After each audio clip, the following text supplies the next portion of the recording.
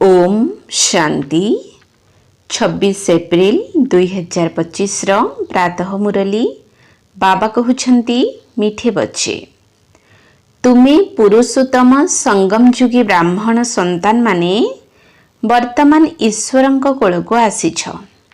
तुमको मनुष्यरु देवता हेबार अछि, तेणु दैवी गुण मध्य धारण करिबा आवश्यक। तुमे पुरुषोत्तम संगम जुगी ब्राह्मण संतान माने वर्तमान ईश्वरंक कोल को आसीछ। तुमको मनुष्यरु देवता हेबार अछि, तेणु दैवी गुण मध्य धारण करिबा आवश्यक। प्रश्न, तुम मानको केउ कथारे बहुत बहुत सावधान रहिबाकु हेबो एवं काहेकि? तुम मानकु केउ कथारे बहुत बहुत सावधान रहिबाकु हेबो एवं काहेकि? उत्तर, सारा दिनर दिनचर्यारे जेपरि कोनोसी पापकर्म न हेउ सेथि प्रति सावधान रहिबाकु हेबो। काहेकि ना तुम सम्मुखरे बाबा धर्मराज रूपरे उपस्थित अछंती। तेणु चेक कर, मु काहाको दुख देई नाही तो? मु श्रीमत अनुसारे चालुछि, रावण मतरे चालू नाही तो?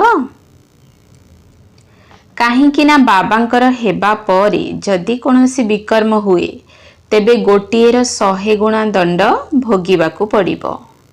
ओम शांति। भगवान वाच, एहा तो पिल्ला मानकु बुझा जाइछि। जे कोनोसी मनुष्य अथवा देवता मानकु भगवान कुहा जाई परिबो नाही। एठारे जेतेबेले बसुछंती तेबे बुद्धि रे एकथा रहुछि जे आमे संगम जुगी ब्राह्मण अटु।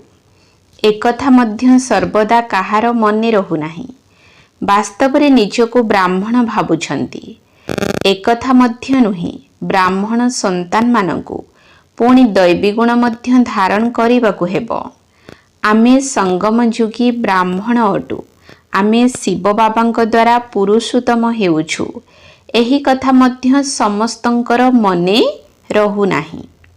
प्रति मुहूर्तरे एकथा भूली जाउछंती जे आमे पुरुषोत्तम संगम जुगी ब्राह्मण अटु। जदि एकथा मध्य बुद्धि रे मने रहिबो तेबे मध्य ओहो सौभाग्य, किंतु सर्वदा क्रम अनुसारे तो रहिबे ना।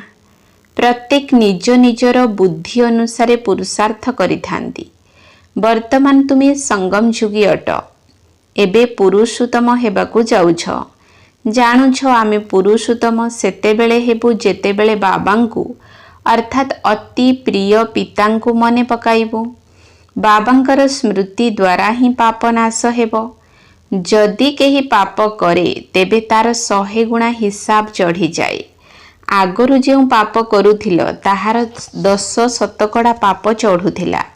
वर्तमान तो 100% पाप चढ़ुछि। काहेकि ना ईश्वरंक कोल को आसी पुणी पाप करुछ ना। तुमे संतान माने जानिछ बाबा हमको पुरुषोत्तम अर्थात देवता करिबा पई पाठ पढ़ाउछंती। एही स्मृति जहांक भितरे स्थायी होई रही थाए सेमाने अलौकिक सेवा मध्य बहुत करिथांती। सर्वदा हर्षित मुख रहिबा पई अन्य मानको मध्य रास्ता बताइबाकू हेबो।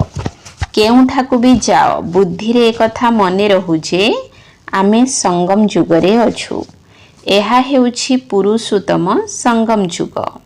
सेमाने पुरुषोत्तम मास बा वर्ष कहिथांती, किंतु तुमे कहुछ आमे पुरुषोत्तम संगम जुगी ब्राह्मण अटु। एहा भल भाबरे बुद्धि रे धारण करिबाकू हेबो।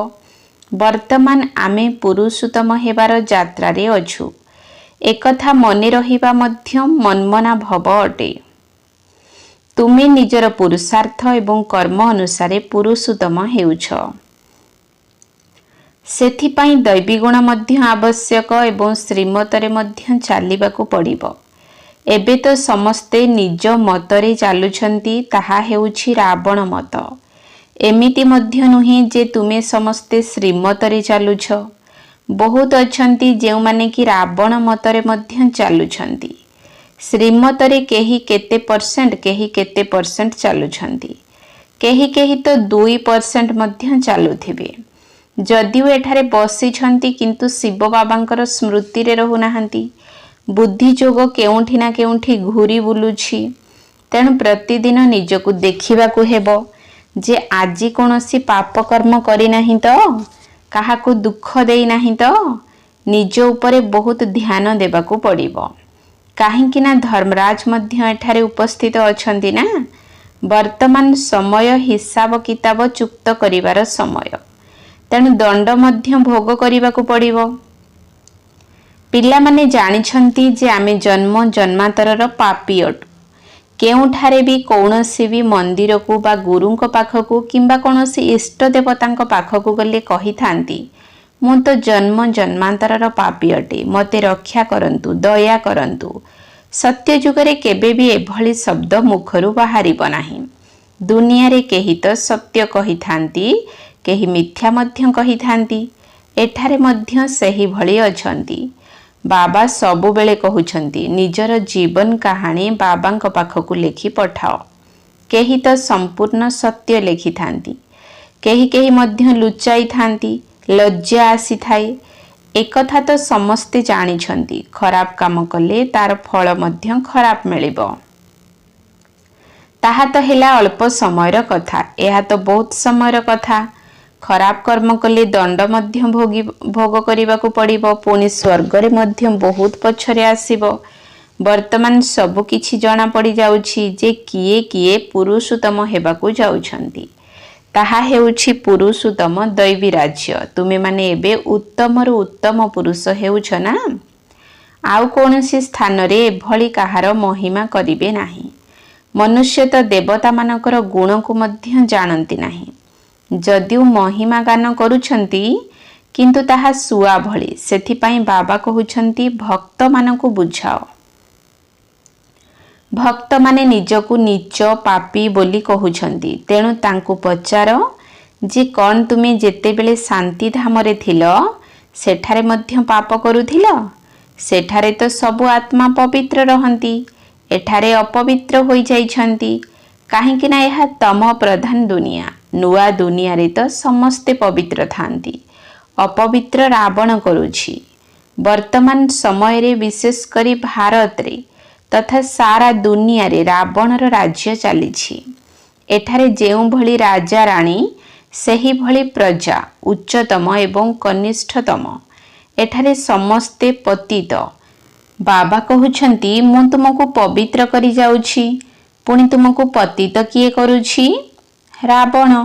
ଏବେ ପୁନର୍ବାର ତୁମେ ମୋ ମତରେ ପବିତ୍ର ହେଉଛ, ପୁଣି ଅଧାକଳ୍ପ ପରେ ରାବଣର ମତରେ ପତିତ ହେବ। ଅର୍ଥାତ୍ ଦେହ ଅଭିମାନରେ ଆସି ବିକାରର ବଶୀଭୂତ ହୋଇଯାଉଛ। ତାକୁ ଆସୁରୀ ମତ କୁହାଯାଏ। ଭାରତ ପାବନ ଥିଲା, ଆଜି ତାହା ପତିତ ହୋଇଯାଇଛି, ପୁଣି ଏବେ ପାବନ ହେବାକୁ ଯାଉଛି। ପାବନ କରିବା ପାଇଁ ପତିତ ପାବନ ବାବାଙ୍କୁ ଏଠାକୁ ଆସିବାକୁ ପଡ଼ିଥାଏ। ବର୍ତ୍ତମାନ ଦେଖନ୍ତୁ କେତେ ଢେର ମନୁଷ୍ୟ ଅଛନ୍ତି, ପୁଣି ଭବିଷ୍ୟତରେ କେତେ ହେବେ। ଲଢ଼େଇ ଲାଗିବ, ମୃତ୍ୟୁ ତ ସମ୍ମୁଖରେ ଉପସ୍ଥିତ। ତେବେ ଏତେ ସବୁ ଆତ୍ମା କୁଆଡ଼େ ଯିବେ? ସମସ୍ତଙ୍କର ଶରୀର ଏବଂ ଏହି ପୁରୁଣା ଦୁନିଆ ବିନାଶ ହୋଇଯିବ। ଏହି ରହସ୍ୟ ବର୍ତ୍ତମାନ ତୁମମାନଙ୍କ ବୁଦ୍ଧିରେ ଅଛି, କିନ୍ତୁ ପୁରୁଷାର୍ଥର କ୍ରମ ଅନୁସାରେ ଆମେ କାହା ସମ୍ମୁଖରେ ବସିଛୁ ଏକଥା ମଧ୍ୟ ଅନେକ ବୁଝିପାରୁନାହାନ୍ତି। ତେବେ ସେମାନେ ଅତି କମ୍ରୁ କମ୍ ପଦ ପାଇବେ। ଡ୍ରାମା ଅନୁସାରେ କ'ଣ କରାଯାଇପାରିବ? ସେମାନଙ୍କର ଭାଗ୍ୟରେ ହିଁ ନାହିଁ। ବର୍ତ୍ତମାନ ତ ପିଲାମାନଙ୍କୁ ସେବା କରିବାକୁ ହେବ, ବାବାଙ୍କୁ ମନେ ପକାଇବାକୁ ପଡ଼ିବ। ତୁମେ ସଙ୍ଗମ ଯୁଗୀ ବ୍ରାହ୍ମଣ ଅଟ, ତୁମକୁ ବାବାଙ୍କ ସମାନ ଜ୍ଞାନର ସାଗର, ସୁଖର ସାଗର ହେବାକୁ ପଡ଼ିବ। କରିଲା ବାଲା ବାବା ମଧ୍ୟ ଏବେ ମିଳିଛନ୍ତି ନା। ଦେବତାମାନଙ୍କର ମହିମାର ଗାୟନ କରାଯାଏ। ସର୍ବଗୁଣ ସମ୍ପନ୍ନ। ବର୍ତ୍ତମାନ ତ ଏହିପରି ଗୁଣବାନ କେହି ନାହାନ୍ତି। ତେଣୁ ସର୍ବଦା ନିଜକୁ ପଚାର, ମୁଁ ଉଚ୍ଚପଦ ପାଇବାର ଯୋଗ୍ୟ କେତେ ପର୍ଯ୍ୟନ୍ତ ହୋଇଛି? ସଙ୍ଗମ ଯୁଗକୁ ଭଲ ଭାବରେ ମନେ ପକାଅ। ଆମେ ସଙ୍ଗମ ଯୁଗୀ ବ୍ରାହ୍ମଣ ପୁରୁଷୋତ୍ତମ ହେବାକୁ ଯାଉଛୁ। ଶ୍ରୀକୃଷ୍ଣ ନୂଆ ଦୁନିଆର ଉତ୍ତମ ପୁରୁଷ ଅଟନ୍ତି ନା। ପିଲାମାନେ ଜାଣିଛନ୍ତି ଆମେ ବାବାଙ୍କ ସମ୍ମୁଖରେ ବସିଛୁ। ତେଣୁ ଆହୁରି ଅଧିକ ପାଠ ପଢ଼ିବା ଦରକାର ଏବଂ ଅନ୍ୟମାନଙ୍କୁ ମଧ୍ୟ ପଢ଼ାଇବାକୁ ପଡ଼ିବ। ଯଦି ପାଠ ପଢ଼ାଉନାହାନ୍ତି ତେବେ ସିଦ୍ଧ ହେଉଛି ଯେ ନିଜେ ପଢ଼ୁନାହାନ୍ତି। ବୁଦ୍ଧିରେ ଜ୍ଞାନର ଧାରଣା ହେଉନାହିଁ, 5% ମଧ୍ୟ ଧାରଣା କରୁନାହାନ୍ତି। ଏକଥା ମଧ୍ୟ ମନେ ରହୁନାହିଁ ଯେ ମୁଁ ସଙ୍ଗମ ଯୁଗୀ ବ୍ରାହ୍ମଣ ଅଟେ। ବୁଦ୍ଧିରେ ବାବାଙ୍କର ସ୍ମୃତି ରହୁ ଓ ସୃଷ୍ଟିଚକ୍ରର ଜ୍ଞାନ ଘୂରି ଚାଲୁଥାଉ। ବୁଝାଇବା ତ ବହୁତ ସହଜ। ନିଜକୁ ଆତ୍ମା ଭାବି ବାବାଙ୍କୁ ମନେ ପକାଇବାକୁ ହେବ। ସେ ସବୁଠାରୁ ଶ୍ରେଷ୍ଠ ପିତା ଅଟନ୍ତି। ବାବା କହୁଛନ୍ତି, ମୋତେ ମନେ ପକାଇଲେ ତୁମର ସମସ୍ତ ବିକର୍ମ ବିନାଶ ହୋଇଯିବ। ଆମେ ହିଁ ପୂଜ୍ୟ, ଆମେ ହିଁ ପୂଜାରୀ। ଏହା ସବୁଠାରୁ ଶ୍ରେଷ୍ଠ ମନ୍ତ୍ର ଅଟେ। ସେମାନେ ପୁଣି ଆତ୍ମା ହିଁ ପରମାତ୍ମା କହିଦେଇଛନ୍ତି। ତେବେ ସେମାନେ ଯାହା କିଛି ବି କହିଛନ୍ତି ତାହା ସମ୍ପୂର୍ଣ୍ଣ ଭୁଲ। ଆମେ ପବିତ୍ର ଥିଲୁ, 84 ଜନ୍ମର ଚକ୍ରରେ ଆସି ବର୍ତ୍ତମାନ ଏହିଭଳି ହୋଇଯାଇଛୁ। ଆମେ ପୁଣି ଘରକୁ ପ୍ରତ୍ୟାବର୍ତ୍ତନ କରୁଛୁ। ବର୍ତ୍ତମାନ ଏଠାରେ ଅଛୁ, କାଲି ଘରକୁ ଯିବୁ। ଆମେ ବେହଦ ବାବାଙ୍କର ଘରକୁ ଯାଉଛୁ। ଏହା ବେହଦର ନାଟକ, ଯାହାର କି ବର୍ତ୍ତମାନ ପୁନରାବୃତ୍ତି ହେବାକୁ ଯାଉଛି। ବାବା କହୁଛନ୍ତି, ଦେହ ସହିତ ଦେହର ସମସ୍ତ ସମ୍ବନ୍ଧକୁ ଭୁଲି ନିଜକୁ ଆତ୍ମା ମନେ କର। ବର୍ତ୍ତମାନ ମୁଁ ଏହି ଶରୀରକୁ ଛାଡ଼ି ଘରକୁ ଯାଉଛି। ଏହି କଥା ପକ୍କା ମନେ ରଖ। ମୁଁ ଆତ୍ମା ଅଟେ, ଏକଥା ମଧ୍ୟ ମନେ ରହୁ ଏବଂ ନିଜର ଘର ମଧ୍ୟ ମନେ ରହୁ। ତେବେ ବୁଦ୍ଧିରୁ ସାରା ଦୁନିଆର ସନ୍ନ୍ୟାସ ହୋଇଯିବ। ଶରୀରର ସନ୍ନ୍ୟାସ ତ ସମସ୍ତଙ୍କ ଠାରୁ ସନ୍ନ୍ୟାସ। ସେହି ହଟ୍ ଯୋଗୀ ସନ୍ନ୍ୟାସୀମାନେ କ'ଣ ସାରା ସୃଷ୍ଟିର ସନ୍ନ୍ୟାସ କରନ୍ତି? ତାଙ୍କର ହେଲା ଅଧା ସନ୍ନ୍ୟାସ। ତୁମକୁ ତ ସାରା ଦୁନିଆକୁ ତ୍ୟାଗ କରିବାକୁ ପଡ଼ିବ। ନିଜକୁ ଦେହ ଭାବୁଛନ୍ତି, ତେଣୁ କାମ ମଧ୍ୟ ସେହିପରି କରୁଛନ୍ତି। ଦେହ ଅଭିମାନୀ ହେବା ଦ୍ୱାରା ଚୋରି, ଡକାୟତି, ମିଥ୍ୟା କହିବା, ପାପ କରିବା ଏହିସବୁର ଅଭ୍ୟାସ ପଡ଼ିଯାଏ। ବଡ଼ ପାଟିରେ କଥା କହିବାର ମଧ୍ୟ ଅଭ୍ୟାସ ପଡ଼ିଯାଏ। ପୁଣି କହନ୍ତି, ମୋର କଥା ହିଁ ସେହିଭଳି। ଗୋଟିଏ ଦିନରେ 25-30 ପାପ ମଧ୍ୟ କରି ପକାନ୍ତି। ମିଥ୍ୟା କହିବା ମଧ୍ୟ ପାପ ହେଲା ନା। ଏହିଭଳି ଭାବରେ ଅଭ୍ୟାସରେ ପଡ଼ିଯାଏ। ବାବା କହୁଛନ୍ତି, ଆୱାଜ କମ୍ କରିବା ଶିଖ। ଶବ୍ଦ କମ୍ କରିବାକୁ କୌଣସି ଡେରି ଲାଗେ ନାହିଁ। ଯଦି କୁକୁର ବି ପାଳୁଛନ୍ତି ତେବେ ବି ସିଏ ମଧ୍ୟ ଭଲ ହୋଇଯାଉଛି। ମାଙ୍କଡ଼ କେତେ ଚଞ୍ଚଳ। ପୁଣି କାହା ସହିତ ଯଦି ସାଥୀ ହୋଇଗଲା ନାଚ କରିଥାଏ। ପଶୁ ମଧ୍ୟ ସୁଧୁରି ଯାଉଛନ୍ତି। ପଶୁମାନଙ୍କୁ ମଣିଷ ସୁଧାରିଥାଏ, ମନୁଷ୍ୟଙ୍କୁ ବାବା ସୁଧାରିଥାନ୍ତି। ବାବା କହୁଛନ୍ତି, ତୁମେମାନେ ପଶୁ ଭଳି ହୋଇଯାଇଛ। ତେଣୁ ମୋତେ ମଧ୍ୟ କଇଁଛ ଅବତାର, ବରାହ ଅବତାର ବୋଲି କହିଦେଉଛ। ଯେଭଳି ତୁମର ଚଳଣି, ତାଠାରୁ ମଧ୍ୟ ଅଧିକ ଖରାପ ମୋତେ କରିଦେଇଛ। ଏକଥା ମଧ୍ୟ ତୁମେ ଜାଣିଛ, ଦୁନିଆ ଜାଣିନାହିଁ। ଶେଷ ସମୟରେ ତୁମକୁ ସାକ୍ଷାତକାର ହେବ। କିଭଳି କିଭଳି ଦଣ୍ଡ ପାଉଛନ୍ତି ତାହା ମଧ୍ୟ ତୁମକୁ ଜଣାପଡ଼ିବ। ଅଧାକଳ୍ପ ତୁମେ ଭକ୍ତି କରିଲ, ଏବେ ଜ୍ଞାନ ମିଳିଛି। ବାବା କହୁଛନ୍ତି, ଯଦି ମୋ ମତରେ ନ ଚାଲିବ ତେବେ ଆହୁରି ଦଣ୍ଡ ଭୋଗ କରିବ। ଏଥିପାଇଁ ଏବେ ପାପ କରିବା ଛାଡ଼ିଦିଅ। ନିଜର ଚାର୍ଟ ରଖ, ପୁଣି ତା ସହିତ ଜ୍ଞାନର ଧାରଣା ମଧ୍ୟ ଦରକାର। କାହାକୁ ବୁଝାଇବାର ଅଭ୍ୟାସ ମଧ୍ୟ ଦରକାର। ପ୍ରଦର୍ଶନୀର ଚିତ୍ର ଉପରେ ବୁଦ୍ଧି ଚଲାଅ। କାହାକୁ ମୁଁ କେମିତି ବୁଝାଇବି? ପ୍ରଥମେ ଏହି କଥା ବିଚାର କର କି ଗୀତାର ଭଗବାନ କିଏ? ଜ୍ଞାନର ସାଗର ତ ପତିତ ପାବନ ପରମ ପିତା ପରମାତ୍ମା ହିଁ ଅଟନ୍ତି ନା, ଯିଏକି ସମସ୍ତ ଆତ୍ମାଙ୍କର ପିତା ମଧ୍ୟ ଅଟନ୍ତି। ତେବେ ତାଙ୍କର ପରିଚୟ ତ ଦରକାର ନା। ଋଷି ମୁନି ଆଦି କାହାକୁ ମଧ୍ୟ ନା ବାବାଙ୍କର ପରିଚୟ ଜଣାଅଛି, ନା ରଚନାର ଆଦି ମଧ୍ୟ ଅନ୍ତର ଜ୍ଞାନ ଜଣାଅଛି।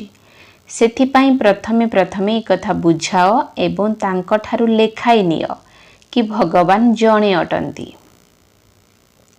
ଦ୍ୱିତୀୟ କେହି ହୋଇପାରିବେ ନାହିଁ। ମନୁଷ୍ୟ ନିଜକୁ ଭଗବାନ କହିପାରିବ ନାହିଁ। ତୁମ ସନ୍ତାନମାନଙ୍କୁ ଏବେ ନିଶ୍ଚୟ ଅଛି ଯେ ଭଗବାନ ନିରାକାର। ବାବା ଆମକୁ ପାଠ ପଢ଼ାଉଛନ୍ତି, ଆମେ ତାଙ୍କର ଛାତ୍ର। ସେ ଆମର ପିତା, ଶିକ୍ଷକ ଏବଂ ସଦ୍ଗୁରୁ ମଧ୍ୟ ଅଟନ୍ତି। ଯଦି ଜଣଙ୍କୁ ମନେ ପକାଇବା ତେବେ ଶିକ୍ଷକ ଏବଂ ଗୁରୁ ଉଭୟ ମନେ ପଡ଼ିଯିବେ। ତେବେ ବୁଦ୍ଧି ଏଣେ ତେଣେ ଘୁରି ବୁଲିବା ଉଚିତ ନୁହେଁ। केवल शिव बोली कहिबा मध्य उचित नुहे। सीए आमर पिता एवं परम शिक्षक मध्य अटंती, जी कि आमको साथी रे नहीं जिबे। सही जनकर केते महिमा रहिछि, एबे केवल तांको ही मने पकाइबाकू हेबो। केही केही कहउछंती ये तो जाई ब्रह्मा कुमारी को गुरु करिछि। तुमे गुरु तो हेउछ, किंतु तुमको बाबा कुहाजिब नाही। टीचर गुरु कुहाजिब, किंतु पिता कुहाजिब नाही। एही तीनोटी संबंध केवल सही जणे बाबांक पाई ही उद्दिष्ट। सीए सबुठारु बड़ बाबा अटंती। यांक ठारु अर्थात ब्रह्मांक ठारु मध्य उच्च सही बाबा अटंती। एकथा भल भाबरे बुझाइबाकू हेबो। प्रदर्शनी रे बुझाइबा पाई अकल बा बुद्धि थिबा आवश्यक, किंतु निज भितरे एतिकी साहस करि पारंती नाही। बड़ बड़ प्रदर्शनी हेले जो माने भल सेवाधारी सेमानकु जाई सेवा करिबा आवश्यक। बाबा कौन मना करुछंती? आगकु जाई साधु संत आदि को मध्य तुमे ज्ञान बाण मारी चलिबो। जीवे कुआडे गोटे ही हाट, समस्तंकर सद्गति एही हाटरे ही हेबो। एही हाट ही एही भली अटे। तुमे समस्तंकु पवित्र हेबार रास्ता बताउछ, पुणी किए पवित्र हुअन्तु बा न हुअन्तु। तुम संतान मानकर विशेष ध्यान सेवा उपरे रहिबा आवश्यक। जदिओ संतान माने ज्ञानी अटंती, किंतु भल भावरे सेवा न कले बाबा बुझी जाती एहांको उपरे राहुर दशा पड़िछि। दशा तो समस्तंक उपरे घुरुछि ना, मायार छाई पड़ुछि। पुणी 2 दिन पर ठीक हो जाउछंती। पिला मानकु सेवार अनुभव नहीं आसीबा दरकार। प्रदर्शनी तो करी चलुछंती, किंतु काहेकि मनुष्य बुझिबा परे तुरंत लेखु नाहंती कि गीता कृष्णंकर नुही, शिव भगवान को द्वारा गायन होईछि। केही तो केवल कही देउछंती एहा बहुत भल ज्ञान, मनुष्य मानक पाई बहुत कल्याणकारी, समस्तंकु देखाइबा दरकार। किंतु मो मध्य एही वर्षा नेबी एपरि केही कहू नाहंती। अच्छा, मीठा मीठा शिकिले अधे संतान मानक प्रति माता पिता बाप दादांकर मधुर स्नेह संपन्न शुभेच्छा एवं सुप्रभात। आत्मिक पितांकर आत्मिक संतान मानकु नमस्ते। आत्मिक संतान मानकर आत्मिक बाप दादांकु नमस्ते नमस्ते नमस्ते। सुप्रभात। धारणा पाई मुख्य सार 1 नंबर पॉइंट, देह अभिमान रे आसी बड़ पाटी रे कथावार्ता हेबा उचित नुहे। एही अभ्यास को छाड़ीबाकू पड़िबो। चोरी करिबा, मिथ्या कहिबा, एही भली सब पाप कर्मरु मुक्त रहिबा पाई देही अभिमानी होई रहिबाकू हेबो। देह अभिमान रे आसी बड़ पाटी रे कथावार्ता हेबा उचित नुहे। एही अभ्यास को छाड़ीबाकू पड़िबो। चोरी करिबा, मिथ्या कहिबा, एही भली सब पाप कर्मरु मुक्त रहिबा पाई देही अभिमानी होई रहिबाकू हेबो। 2 नंबर पॉइंट, मृत्यु सम्मुखरे उपस्थित, तेणु बाबांकर श्रीमत रे चली पवित्र हेबाकू पड़िबो। बाबांकर हेबा परे कोनोसी खराब कर्म करिवार नाही। धर्मराजपुरीर दंडरू मुक्ति पाइबार पुरुषार्थ करिबाकू हेबो। मृत्यु सम्मुखरे उपस्थित, तेणु बाबांकर श्रीमत रे चली पवित्र हेबाकू पड़िबो। बाबांकर हेबा परे कोनोसी खराब कर्म करिवार नाही। धर्मराजपुरीर दंडरू मुक्ति पाइबार पुरुषार्थ करिबाकू हेबो। वरदान, लोक पसंद अर्थात दुनिया पसंद सभार टिकेट बुक करुथिबा राज्य सिंहासन अधिकारी भव।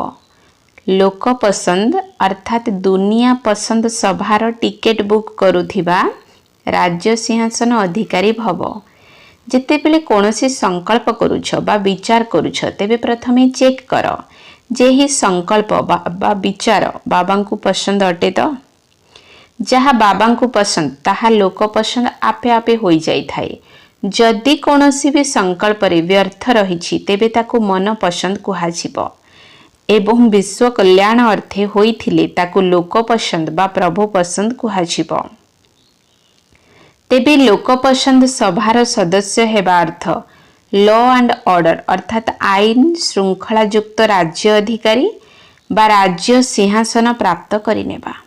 ସ୍ଲୋଗାନ ଯଦି ସର୍ବଦା ପରମାତ୍ମା ସଙ୍ଗର ଅନୁଭବ କରିବ ତେବେ ସବୁକିଛି ସହଜ ଅନୁଭବ କରିବା ସହିତ ନିଜେ ମଧ୍ୟ ସୁରକ୍ଷିତ ରହିବ।